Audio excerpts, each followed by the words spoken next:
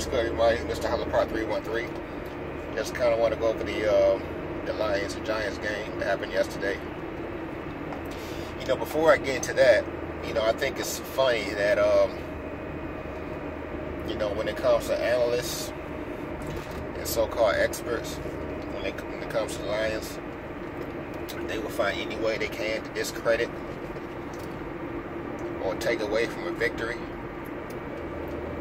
that the Lions have earned. First of all, I don't give a damn who you play. It's, you know, coming across wins in the NFL is not easy, especially on the road. Especially when it's their home opener, a desperate team on Monday Night Football. You know, so it was kind of funny. Before the game, I've heard we basically had no shot. According to these experts and analysts, we had no shot to win that game. The Giants was going to come back, have a bounce-back game, their home opener, Monday Night Football, and we basically had no shot, according to so many experts. And that's one thing I really hate about the Detroit Free Press, for example. It's crazy how absolutely negative they are towards Detroit teams, especially the Lions. And they've been like that for years. So it doesn't matter what they do, they always find fault. You know, case in point, this Giants game. I was reading an article on freepress.com saying, well, that the Lions win wasn't that impressive because the Giants the Giants offensive line was terrible. As if that's somehow the Detroit Lions' fault. They have problems in their offensive line. Now, had we lost that game, then that same paper, that same website would have been all over the team. But since they came out and won, boom, that's discredit. Oh, it's not an impressive win. My whole thing is fucking impressive win. A win is a win, especially in the NFL. They're not out there for style points. They're not going out there trying to, you know, get wins to impress naysayers. They do what they got to do so they can find their way to the playoffs for the second consecutive year. Something that hasn't happened in a long time. So it's not about being impressive. I've seen another analyst say that, well, the win wasn't that impressive because Stafford only had 122 yards passing. Actually, that should tell you a lot, that Stafford don't necessarily have to go out and have a 350-plus yard game in order for the team to win all the time. Because when every unit is clicking on offense, defense, and special teams, you don't need your quarterback to go out and have godly numbers week in and week out. So that's actually a good sign. That's the way I look at it. Special teams contributed and defense contributed. 5 sacks, an interception. I mean, come on now. So basically what I'm saying, there's simply no winning. So before we had no chance of winning that game, according to so many experts and analysts. Now that we did win that game, oh, what's wrong with the Giants? Oh, well, their offensive line was terrible. Odell Beckham Jr., he wasn't 100%. There's every excuse in the world that they could possibly give the Giants for losing on Monday Night Football against the Lions. Well, they had to, I also heard, well, they had to beat Atlanta. But you know what? Even if we do beat Atlanta, it's always going to be what's wrong with Atlanta. It's not going to be giving Lions credit for winning, which is a very formidable opponent in Atlanta, by the way. That's going to be a very tough game, and I do believe that we can go out and win that game, especially at home. But my whole thing is, if they do win, it's always what's going to happen is they're not going to get credit for that win. It's going to be what's happened to Atlanta. They just don't want to get Detroit's problems, man. You know, and they love bringing out shit that happened in the past with this franchise. Or they ain't won the playoff game, da-da-da-da-da. Listen, every year is a new year. Bottom line. You know what I'm saying? I even heard some people bring up the argument of the 0-16 team, which happened in 08. First off, nobody from the 0-16 team is on this current roster. So that's totally irrelevant for you to bring that up.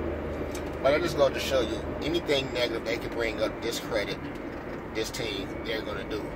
But one thing I can really say about this team is they've done a very good job of blocking out the outside noise. People going to talk shit, and they going to say what they say. And there's nothing you can really do about that. The only thing you can do is go out there and play and perform. And play for each other. You're not playing for the fucking free press. You're not playing for 97.1 the ticket. None of that bullshit. Let them talk that shit. That's fine. If they need to talk shit about y'all to boost ratings or get people to buy their paper, click on their website, hey, that's fine. Do what they got to do. But I'm happy because the team has blocked all the outside noise. And not only that, when watching that game yesterday, he's had a lot of terrible calls going our way. Now that's nothing new to us, but we played through a lot of bad calls, a lot of unnecessary holding calls, especially one on TJ Lang. If y'all go back and look at that game, the holding call that they called on TJ Lang, which wiped out a 16-yard screenplay pass from Stafford to Abdullah, was absolutely crazy. He didn't know what the hell they was talking about. You know? But you know what? You played through badass calls. Okay, fuck it. We'll do it again. You know, you can't get frustrated when officials are constantly throwing bullshit calls your way, which clearly they were doing. You know, so play through it and, you know, live with the results. And that's exactly what happened. But overall, man, this is a very good team win, man. All three phases of the game, both, you know, special teams, offense, and defense. Especially the defense. 5 sacks, you know, constantly Eli Manning's face every time he snapped the fucking ball. I mean, it was just, I really like to see things come together for this team, you know, and this is the first 2-0 start since the 2011 season, believe it or not. So hopefully they can just take that momentum and just build on it. Now, a true test is coming next week against Atlanta. They have an offense. They have an offense that can throw. They have an offense that can run the ball. That's going to be a challenge to us.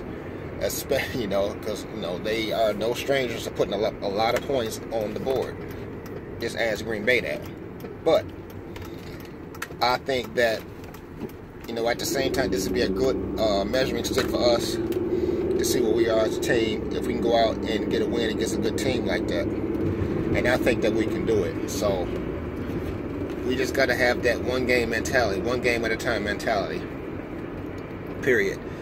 So-called experts and analysts, they gonna talk shit, they gonna say what they say.